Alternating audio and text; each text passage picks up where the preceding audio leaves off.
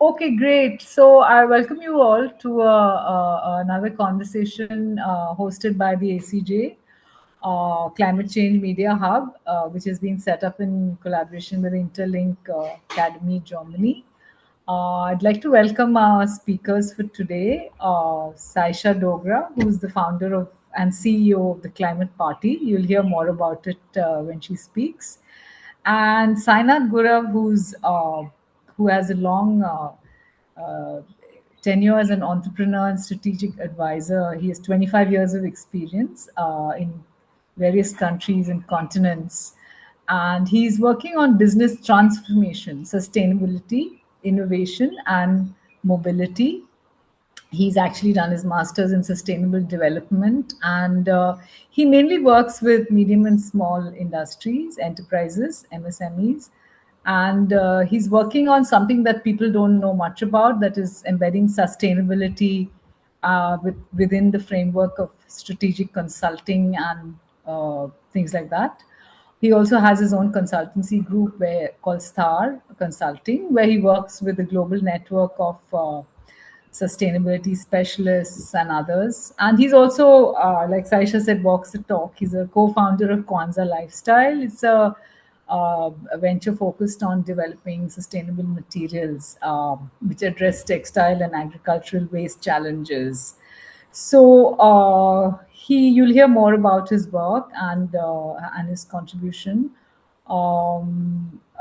So without any further delay, I would like to introduce you to.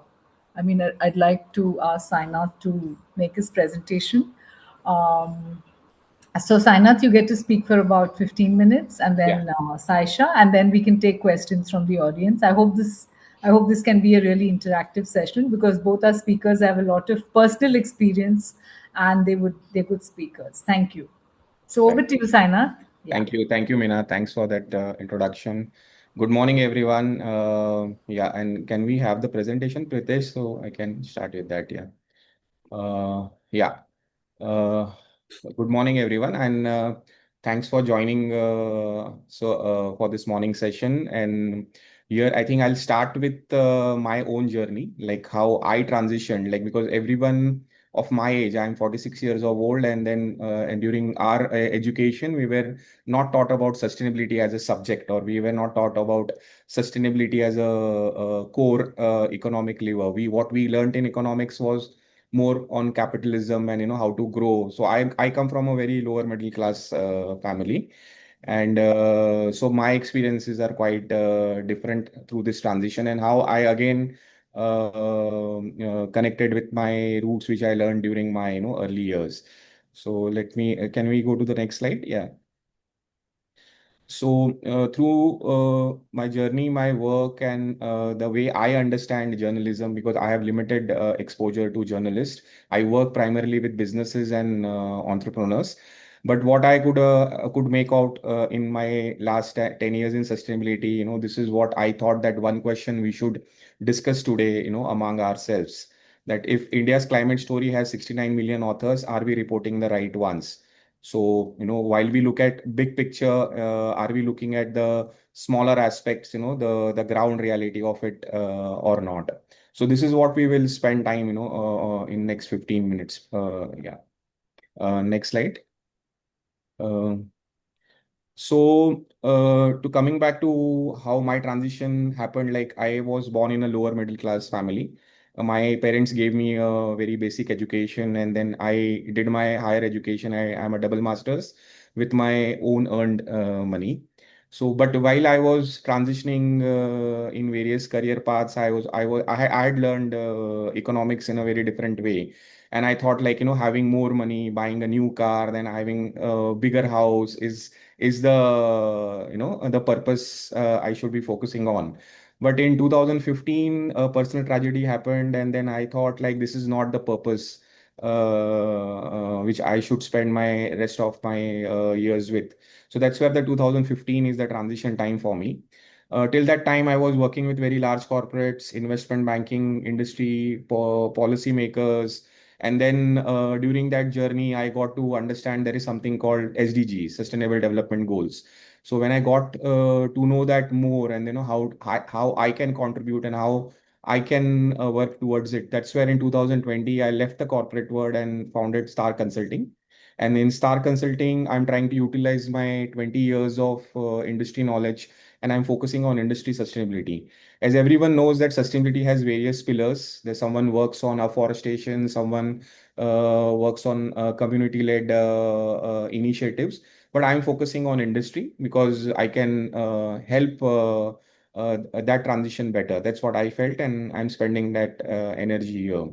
So while I was doing transition for various corporates, MSMEs, and businesses through my network, what I realized that whatever I'm talking about, I should be able to have a case study, and that case study, as Saisha said, walk the talk.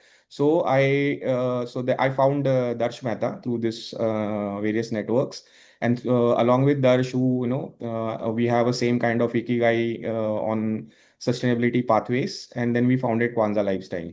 So what Kwanzaa Lifestyle is doing is that his family is a sixth generation business family, and Darsh is in lifestyle industry for third is a third generation entrepreneur.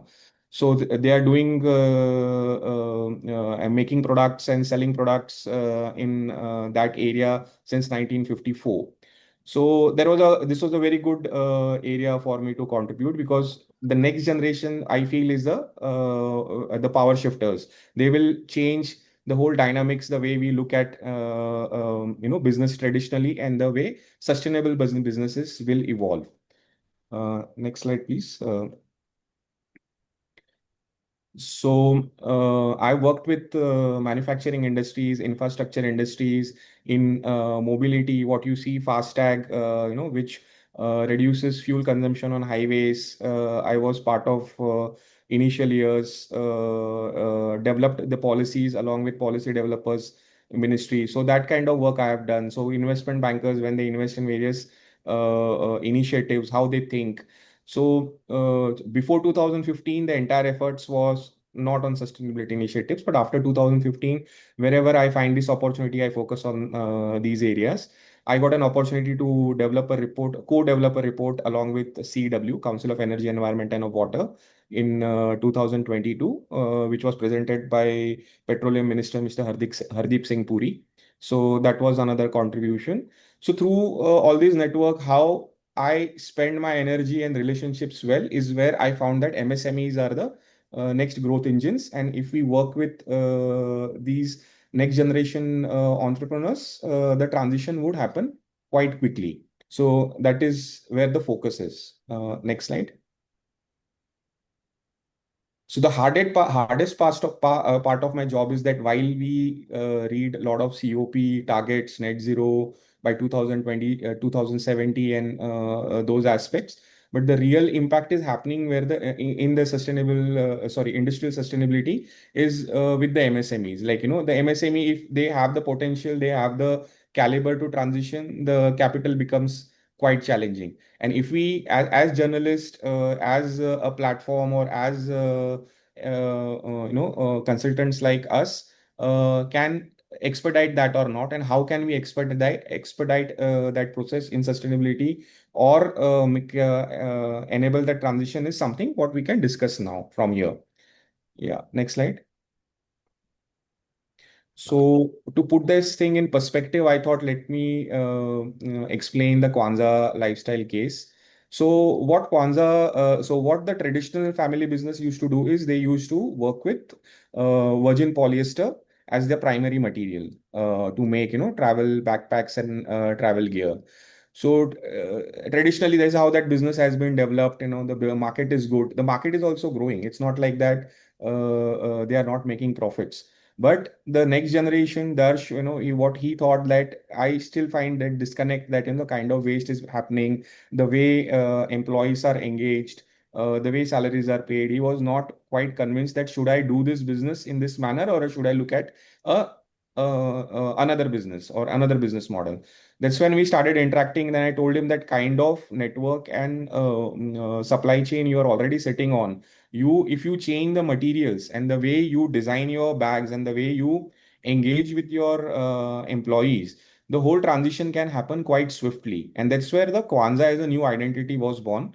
There was a thought like, should we do it in the previous brand only or not? Because then I said that the previous brand has a different communication path which happens with the consumers. For us to have a proper transition communication, we need to have a brand which also talks. Like when we say Kwanzaa, so then when we were picking up the brand name, why we selected Kwanzaa is Kwanzaa is an African festival of harvesting, and harvesting itself is circular in nature.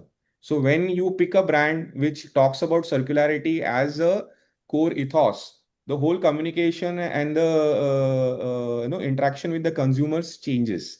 So it all depends on how we present it and engage with the consumers, and if the consumers are also thinking on those lines, they buy in the ideas of the brand, and the brand also transitions, and conscious choices are all also being helped with. So this is what Kwanzaa Lifestyle is doing right now. So the four levers what Kwanzaa focuses on is the regenerative materials, plant-based leather products, 100% women workforce target. It's not 100% right now, but that's where the transition happens. And this industry predominantly works with women workforce. But the way the entire structure is in place, that needs a transition. So we are working on that lever. Fully domestic supply chain. So a lot of lifestyle companies are like importing from China and selling it here as white label. So we didn't go that path. It's a hard path because Indian manufacturing is not that competitive as Chinese industry, but we'll reach there somewhere. So that is a core strength that was debated quite well from the profit side. But then how much profit and what profit and where it should get allocated is something falls in this target. Next slide. So when this transitioning was happening, like the family discussion was between this current generation, Darsh, and his senior folks was, that why to change the model? The model already works beautifully, but what was the main point where the entire change happened and Kwanzaa was born is this worth inheriting? This is the question Darsh was asking himself, and that's where the transition happened. And now, if the Kwanzaa grows the way we are thinking, Before I would going like. up for that party, also maybe there's Pardon something. me? Hello? Yeah. Yeah, I think there was some disturbance in between. Yeah.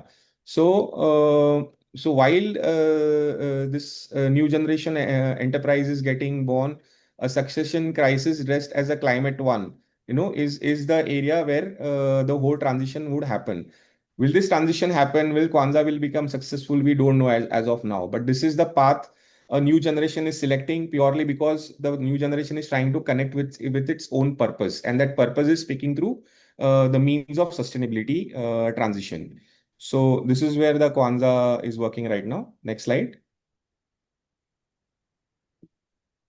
So what I explained earlier, what we transitioned is the product story, the supply chain, the way it works, and the proof. Now, when we talk about impact sheet, it is backed by certification agencies like GRS and RCS. Now, this certification is global certification, so we are part of that network, which the traditional brand was not. Now, the new brand is working on those transition matrices. Next. Yeah. So while we just spoke about one case study, if you see this Niti Aayog report, it mentions there are 69 million registered MSMEs. They contribute 30% to India's GDP. 46% of them are involved in exports, and they create 24 crore jobs. And now, if we work with this community and try to impact sustainable transition, so that kind of sustainability movement can be contributed by this thing. And why we say MSME? Because if we understand that while large corporates has money and they have the capital to create that transition, but the kind of processes, the way they interact with their consumers, it is very difficult for them. But yeah, some of the large corporate, like yesterday I was at 13th Earth Care Award hosted by JSW. There were Mr. Anand Mahindra had come and he was talking about his commitment towards sustainability. And he's doing it. So how he's trying to transition from, if you talk about cars, ICE engines, they are the biggest contributor to, air pollution and highest consumer to, the fuel.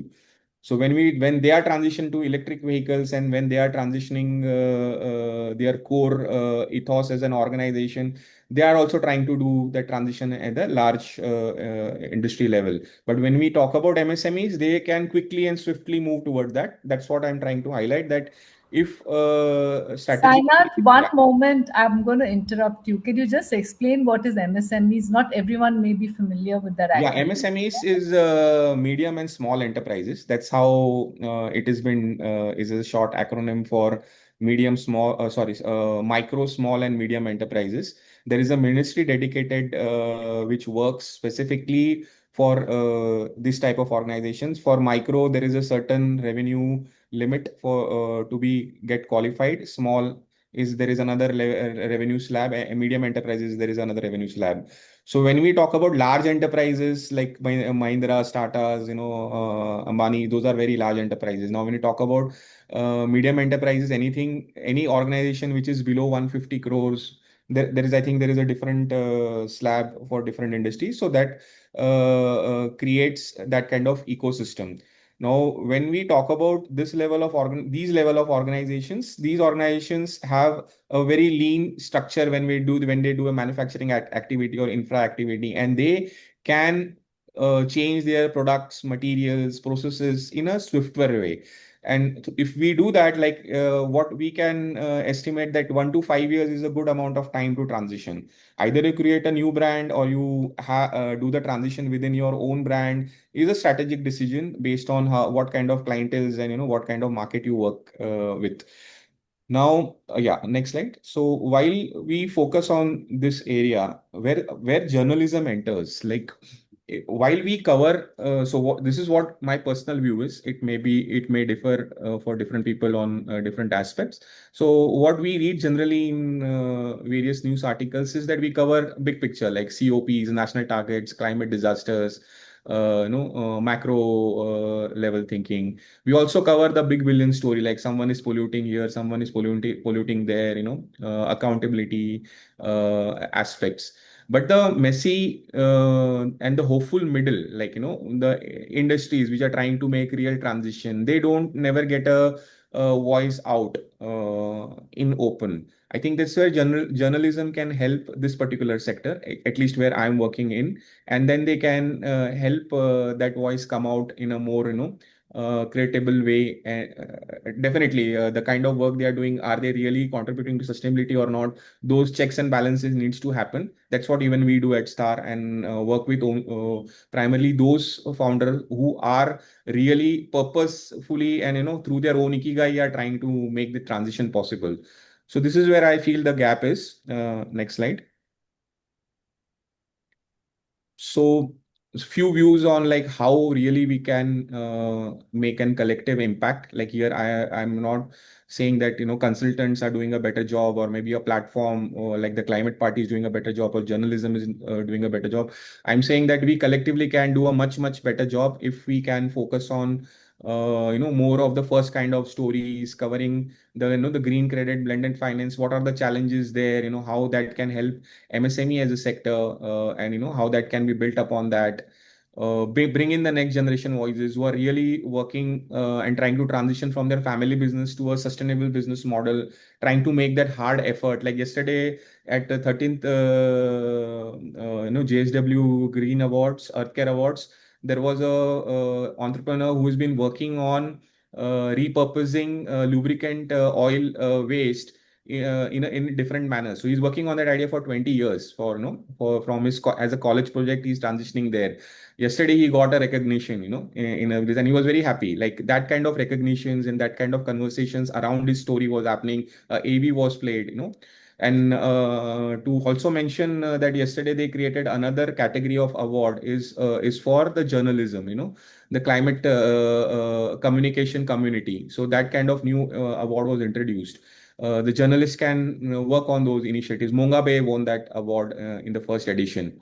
The way Mongabe is trying to cover the stories, that's again commendable. Use solution journalism lens. Like while I'm doing consulting, I'm purely focused on sustainable innovation as my core lever. Similarly, journalism can also focus on solution journalism and write primarily on how the solutions are happening, who is trying to create those solutions, what are the challenges in making those solutions real. So these are the four levers which I thought we should discuss more. Next.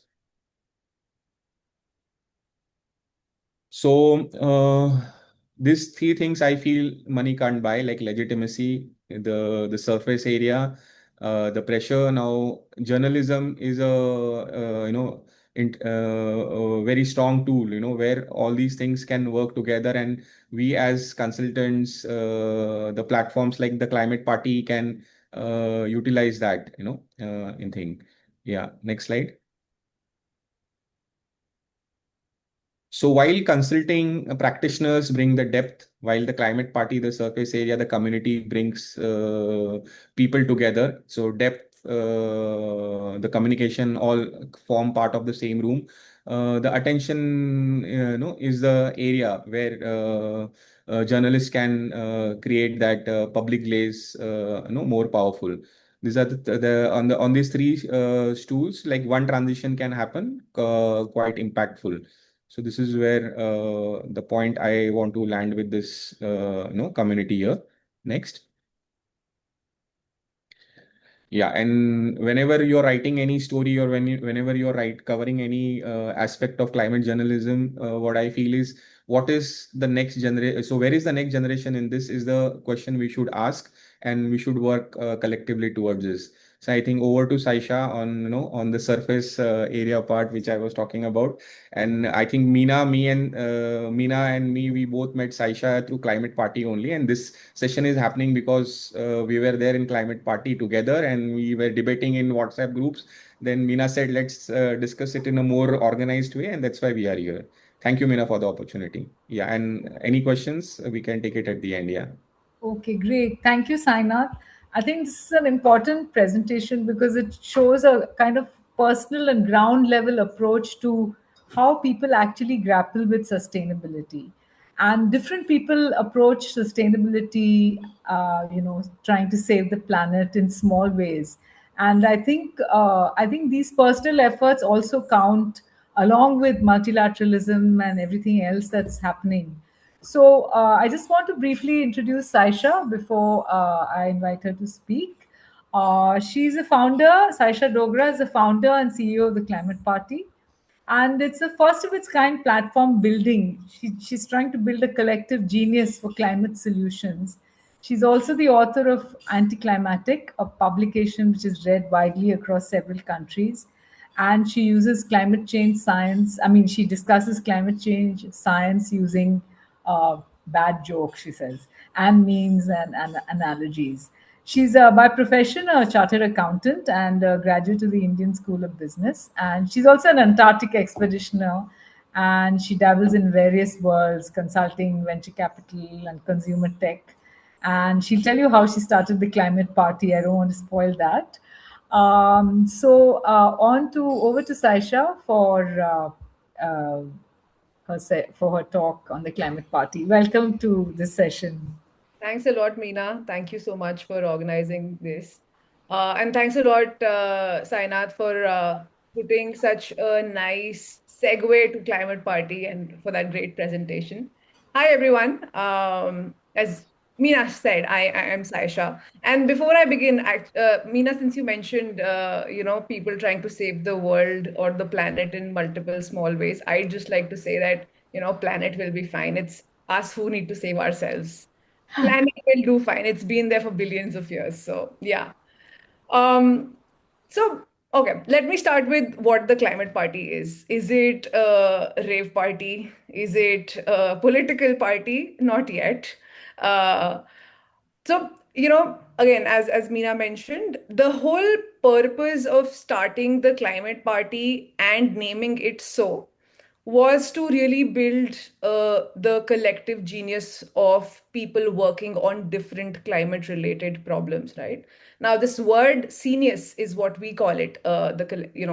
Scenius is a word which was actually coined by a musician called Brian Eno, where the idea was that it's not one person who can really change the world or lead to the advancement of a particular discipline. It requires a lot of people to come together. So that's why a Scenius, right? A little backstory on how the Climate Party began, right? As Meena said, I am a chartered accountant, MBA, have nothing to do from a technical standpoint with respect to sustainability or climate change. But having been to Antarctica for understanding, so this was an expedition to learn more about climate change, really made me question as to what was I doing in my job at a consumer tech company, really selling stuff to people which they didn't need. And that's where, I went through a lot of internal questioning, a lot of emotional meltdown, where, being part of the startup world, you're always, told to have a mission, right? And anything you do, worthwhile or not, is coined as a mission, solving real problems. Now, when I went to Antarctica, really felt that, there are real problems out there to solve than make people buy stuff in 15 minutes. And that's where, the entire thought process of my own career trajectory changed. Took a lot of months of figuring out what would I do. I have zero background, etc., etc. But took one small step of resigning first, then figuring out some fellowship, and on the way talking to a lot of people, really figured that there is this sense of community which is sort of missing in India. Now, this was 2023. And at that point in time, I myself was part of a few global communities which were absolutely just online and largely US or Europe led. India did not have anything of that kind. And while I was trying to figure out my own path, it was tough to find people. And so, if I were to put it, the Climate Party really started to solve a problem for myself as to how do I get to the people who could help me understand where I can find my fit, right? So it really started with me putting out a LinkedIn post asking people in Gurgaon who're working in climate in any capacity to just show up in a community park. Luckily, 20 people actually showed up, and like I had no idea how. This was the first time I was doing something like this, but I just went with the flow. And with those 20 people, I had conversations. Now, these were people who were founders, people from the policy space, people working in corporates. Really found that there's a big common problem where they feel that they have not enough connects in the industry to the right people, and even people working in the same sphere as they are, with the same mindset. They're unable to get access to places where they'd want to be it capital, be it business partnerships, anything, right? So saw a lot of missing links which needed some filling, right? And that's where I thought, like, with zero real background or experience, I've been able to bring together 20 people. Why not? Let's do this more often. And that's where in Gurgaon, we started doing the climate parties like month after month. And the whole point of calling it a climate party was for anybody who's an outsider, the world feels really traditionally very, very technical and boring. And that's where I felt we needed a lot more fun and enthusiasm to be injected for this place to feel lively, while, of course, driving the right missions and outcomes. Right. And that's where the whole idea of writing Anticlimatic also came about, as to how do you make a big change fun, the pursuit of big change real fun, right? It shouldn't feel, because look, at the end of the day, climate change is not a unidimensional problem. We need a lot of different people to come together. And that is where the core idea of the Climate Party is to have people, when I say talk about a Scenius, is to really have people from all possible disciplines come together to figure out how they can work together. Now, how we've been able to do this is by having these climate parties across 8 cities now. Started with one, now we're across 8 cities, where every month different sets of professionals, right, from CXOs to students and anybody in between, and across disciplines, be it a scientist, an artist, a creator, a journalist, people from high commissions, policymakers, policy enablers. You'll find all sorts of people who in their own domains are working on niche to high level problems related to climate change, because climate change is all pervasive now. Right, and so you would have problems with in relationship to transportation, waste management, and everything that you can think of under the sun, right? So the idea was really, how do you make these people who are otherwise unlikely to meet each other actually talk to each other and open each other's eyes to the different ways of looking at the world? Because at the end, as I was saying, it's not a unidimensional problem. You need various perspectives to come together to build a holistic solution. You need the social side, technology, a lot of business acumen for the solutions to really work in the real world, right? And that's where the whole idea was to make it 100% offline, because we want a lot of intentional people coming in. So, think of this way. Think of this construct where every month a person has to get out on a weekend to a place which is outside the comforts of their house, get to a place to learn something new where there's no free food or drinks being served. Right? This was my pet peeve for a lot of mixers I used to go to, that people would come for free drinks and food. And they do this every month. So we have a lot of repeat people. So that in itself tells you that there's a lot of intentionality in the room. There are people who really want to go beyond what they're currently doing, understand what's happening outside in the world. And again, to keep it fun, engaging, we keep changing formats where we have a combination of learning sessions, people cross-pollinating ideas. We can do a lot of different ways to do that. And then we also have partnered with a lot of game developers who've developed games focused on different facets of climate change. For example, something focused on air quality, something focused on decarbonizing the grid of a particular city, something focused on composting or farmers, right? So that is another gateway for people to learn about a different facet which they are not exposed to through their work, right? So in nutshell, the idea was to really make serendipity happen. We plan serendipity for you so that you get bump into people you're otherwise unlikely to meet and work with, right? And if I were to give you a few examples of outcomes, right? There was this one policy enabler who used to work a lot with the government. I kept nudging him that, you should come meet. And then he's like, no, I don't want to. I think I wouldn't find anything. And then somehow I convinced him to show up. And that's where he ended up having conversations with investors, people who are purely looking at money and returns, but are looking to make investments in sustainability, right? Similarly, talking to a lot of different types of entrepreneurs. And, after that event, he goes like, oh my God, I just realized I did not know so much about what's happening in my own sphere in a way, right? So those are the aha moments that, I lived for when we began. And ever since, we've just seen a lot more of them, which I feel drives people to keep coming back and attending climate parties each month. And there they get a chance to not just, keep their exposure to same people going on, but also keep meeting new people, right? And there's a lot of people who found jobs by being in these rooms, because in these rooms, what we also do is everybody's equal. We don't care whether you're a CEO of a company or you're a student studying a specific course in TERI or TIS or Columbia, right? Everybody's in the same room. So we're also, in that sense, trying to solve for access, because as Sainath was mentioning about MSMEs, right?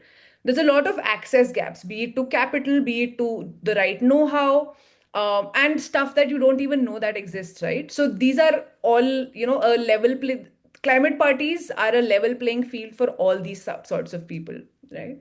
And then what we also do on the when we talk about building access is do a lot of industrial tours. Now, these are places where nobody will ever get a chance to really get into unless you're working in the same field or know somebody. So what kind of industrial tours am I talking about? This is right from taking people to Ather Energy's manufacturing floor to really help them see how an EV is built, to taking them to a solar module manufacturer's site, then taking people to a material recovery facility to really show them what the black box of waste management looks like, right? Because most people, after they've thrown their uh, kachra in the bin, they don't know what happens to waste thereafter. Or you will just probably see a big dump yard developed right out on the outskirts of your city, right? What happens in the middle, what's missing, nobody ever gets to know, right? So the idea of such tours is to really help you ground in reality and then also be the bridge between people who are building independent solutions and can get opportunities to say pilot with or do any sorts of business partnership with these large players who are running the show, right? Similarly, taking people to data centers. Now, data centers are water and energy guzzlers, right? But at the same time, there are a lot of different types of people who are working on making a lot of the HVAC, the air conditioning of data centers much more sustainable through liquid cooling or other ways. But again, these two organizations, the ones which are running the data center in a traditional way, and those who are building new solutions, they don't get to talk to each other. We come in between and be their bridge. So in that sense, the climate party is that bridge builder, uh, link builder, whatever you may want to call. But the idea really is, centered around magic happening at intersections, right? And very interestingly, a lot of people who end up being part of the climate party. So, sorry, I forgot to mention one thing. So, once people attend a climate party, they stand a chance to be a part of the large network now. The network is about 1,200 people. We've engaged with more than 5,000 people now. But all these people who get to be a part of the network go through a verification process, again, with the idea that whatever discussions, whatever help that is offered or asked for gets taken care of well, with the idea that it's the most intentional, committed people in the network, right? And as I was mentioning, a lot of people have actually ended up finding their heroes in these groups. I remember somebody, I'm forgetting the name of the person, but this person had appeared on one of the episodes of Satyamev Jayate, which I think Amir Khan used to hold. This person is from Bombay. And one day a young lady was like, "Oh, I absolutely, you're my idol." So, these messages, when you read them, are so heartening. And and again, I think Sainath and Meena can probably attest to the fact that a lot of people have ended up finding so much more about things they did not know and also discovering things they didn't know that they didn't know. Right. But coming to, a few points I would like to touch upon is that, I've been talking about the intentionality of the design at Climate Party, right? Here, what we really felt was that, we don't need, while we need a community, we don't want it to become an echo chamber. We need to have enough friction in the group so that whatever anybody is doing gets questioned from different sets of people, right? Somebody who's working from who's a social entrepreneur, has a largely social lens versus somebody fully focused on tech, right? How do you counter each other, helping form a, a good view of things in terms of how the world is working or what you're building for the world that we want, right? And I think all of that, where journalism comes here, right? I, in the beginning, had zero connections with journalists, right? Took a lot of effort to convince them to show up in these rooms with the idea that, when I had started out, all I used to read were stories of doom and gloom, only problems, only, losing hope. And that's where the idea of calling it a climate party was, we want to find hope and optimism, right? Not the toxic optimism, but, as Sainath said, the messy middle where there is hope. There's a lot of stuff happening on the ground, a lot of it early stage. Some things have reached the middle stage now, the growth stage, and it takes time at the end of the day. And that's where the idea was, how can we have a lot of journalists come in to get to the right stories? Because here we have so many different types of people across different parts of India who are also, it's not just these people, but with them being a part of the network, you get access to their respective networks also. So how do you make use of the network effect to really get the right stories out? And I remember Meena having picked up a few stories from people in the Climate Party group. And there have been some really, really interesting stories, which unfortunately wouldn't really find mention in the mainstream news because, again, they're not right, eye-popping news, but very, very important. And then I think the other thing which I'd probably want to leave with is, whenever we talk about not just climate change, but all the allied problems, when we talk about, waste management, which is a huge, huge problem and a very thankless job for everybody who's in that space, right? What we've realized and is that when you have to work on these problems or ask somebody to work on these problems, you're actually also working in the business of changing mindsets, because that's where the real action begins. And all our efforts, while we still focus on people who are already pulled into the system, they already believe in sustainability or doing things sustainably. We also run a separate IP called Climate Gaming, where we want to bring in people, get them interested, not through lectures, but just by making them play games, so that at least they leave with one thought, some random eureka moment happens for them, or they go thinking that, oh, I did not know this, and they somehow end up choosing a rabbit hole to get into. Right? Coming back to the point of changing mindsets, I think that is a big thing that journalists have a lot of power to do, right?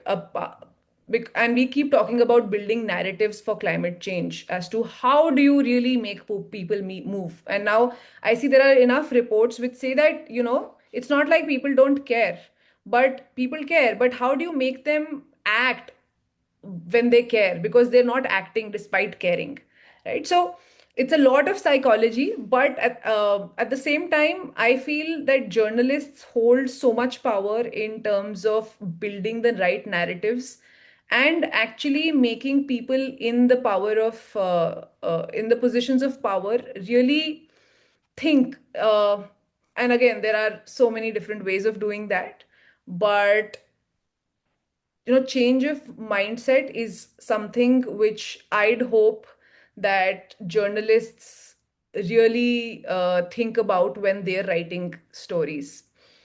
So I think that's the thought I would leave with. Happy to take any other questions.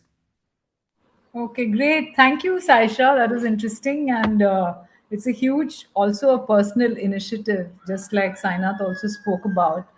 And I think this is also overall gives an idea into what ordinary people are trying to do, and they can do a lot going by what the two presentations, what we heard in the two presentations.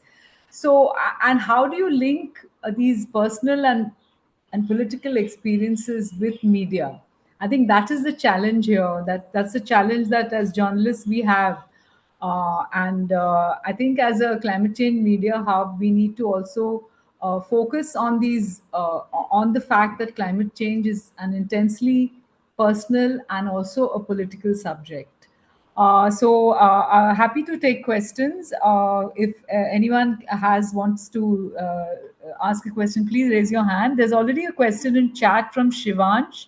Yeah, Jennifer, we'll come to you. Shivansh is working with the Asian Dispatch. Climate change is one of my focus beats that I cover. I want to ask the question to Sainath Gura.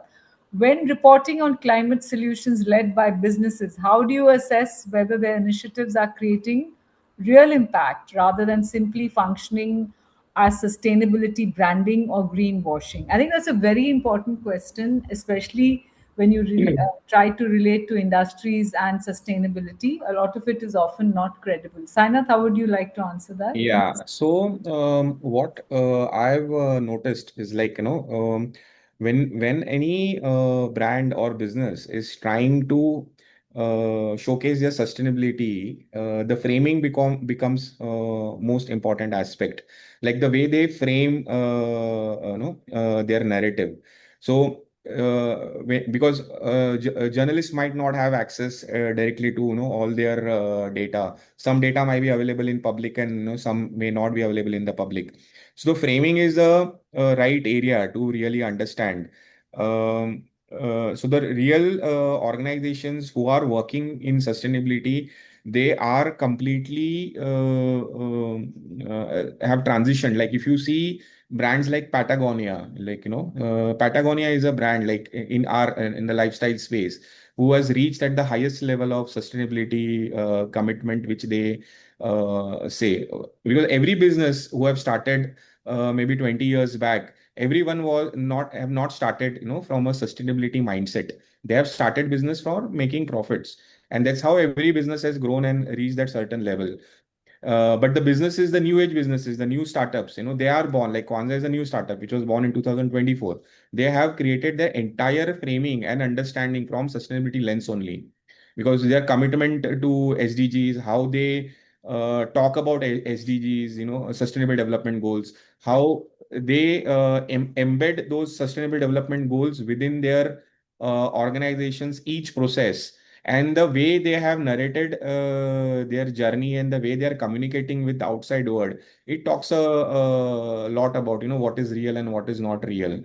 While that framing is happening, how that process is embedded into their core processes and products and the materials, it also says a lot. I think what Saisha said, when they are doing this tour with these organizations, that gives a lot of insight when you say, like, when some organization says that we are transitioning multi-layered plastic into sustainable products, like Without is a brand, which we work together, and they are also member of this. So they are hardcore focused on sustainable transition.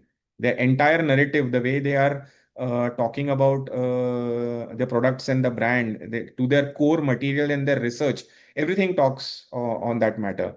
So you will see that in the framing and the narratives of these brands, and the organization. Now there are certification agencies also through which the organizations ensure that their brand, their products, and the processes are not doing greenwashing, and they are really sustainable. Saisha, do you want to add anything on that, like with your experiences? This is what No, just before that, I think, Saina, the question is actually, how do you know whether brands are pulling a fast one on you?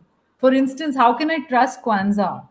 I think that's the question, because you So may that's what I told. So there is a framing no, of but you the can way, and frame then it there is very certification. cleverly. No, but the question is, how, as a journalist, can we verify it's? I'm not talking about Kwanzaa in particular, but generally, how, and you see how Certificates. large oil giants are greenwashing, saying carbon is, so See, that I'll tell you yeah. another. Yeah. So coming, why I said framing, because if an Coca-Cola says that I am sustainable from tomorrow, because the product itself doesn't have that ability to be sustainable. They are utilizing water, converting into water, and they're putting some sugar, and then say that we are sustainable. It doesn't work like that. When an oil company says I am sustainable, or a airline company says that you fly, and whatever you fly you get green miles, that obviously on the face value is not sustainable. Or if I say that if you fly and I'm planting some trees in Amazon and you're flying in India, so Okay, so fine. narrative. So that is the framing I'm trying to say. The way the products are, and the way inherently these products are not sustainable. Oil, flying as a service, and Okay. yeah. So that's what I'm saying. The framing, and then the next part is the when you talk about the products, processes, and how they are delivered to their customers. Now these products can become sustainable. Like when you talk about clothing on a face value, what I'm wearing, you can't make out this is sustainable or not. But as soon as what labels I put, how these labels are backed by the certificates, and kind of materials from where I source. Now that kind of declaration, if the website is putting, if you see a Patagonia website and if you see another brand website, you'll immediately able to make out that ये sustainable है कि नहीं है, वो क्या level of detailing में जा रहा है. Okay, Easily, I'm going to stop you there. We'll yeah. take a question from Jennifer. Yeah, please. Yeah. Hi. Can you hear me? Yeah. So, I mean, thank you so much for these presentations. It's interesting to see a different perspective from, especially the industry like that. But this is a step further from what Shivansh has actually asked. Because as journalists, and I see that in Sainath's presentation as well, you're saying that we don't cover these. I mean, as in our focus should be on these solutions and these generational sustainability transition solutions that are being provided, and there's very little of that in the media. The thing is that of course we are looking at solutions journalism. It's not like we don't, but this is not about like propaganda pieces, right? I mean, it's not like I'm going to highlight what this one industry company is doing. It's not like that. We obviously take a very critical view of everything, looking at the larger perspective of how it affects the environment. And in that, like in solutions journalism, we don't I mean, it's not just about looking at everything with an optimistic lens. It's also about looking at the challenges that are there. Is it a replicable thing? Is it a one-off thing? And I find it rather like a very sort of a myopic view to think that everything that is being projected as a solution that's worked for one company should be something we should highlight all the time. That is not how I mean, solutions journalism is not just about being optimistic. It's really about seeing how that is. And yeah, I mean, I think platforms like Climate Party that bring people together, those are great initiatives.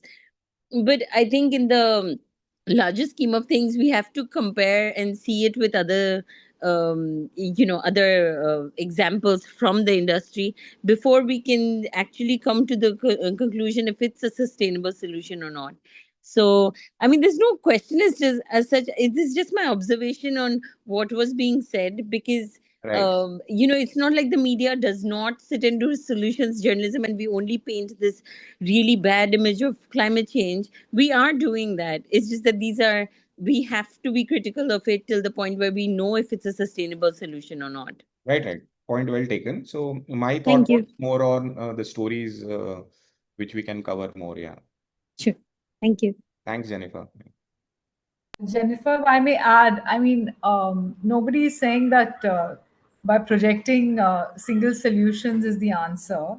I think more, you're absolutely right that journalists have to be critical, and that also answers Shivansh's question in a way, because how do you ensure that the solutions are not superficial or greenwashing? By doing the usual journalistic checks. So I think it's important, but to be critical, you need to know what's out there. And I think that's the important thing to understand. Often we don't know what's there because we simply don't know. So I think the important thing is to also look for what is solutions. And if you attended the last session, there was also a critique of solutions journalism in the sense that it is, there's a huge issue. The big elephant in the room is obviously the reduction of fossil fuels, which is, and the phase out, which is not happening. So everything else in contrast would seem peripheral. So in a sense, yes, you're actually probably looking at just low hanging fruit, but then you can't always have solutions for the big picture and ignore the smaller efforts. So I think this session clearly brought out that small efforts are making a significant impact, and it was not intended as a kind of panacea for climate change. No, So, thank you. I completely agree with you, yeah. Meena. I mean, I see that. It's just that it was being said that we don't look at these things and we only focus Yeah, on I mean, the that's the perspective of many people. I'm sorry to say, Huh. as journalists, we may differ, but the point is that a lot of people feel that a lot of the coverage in the media is actually not even relatable. So that's another debate. Sure, Sasha, you sure. want to say anything? Thank you. Yeah.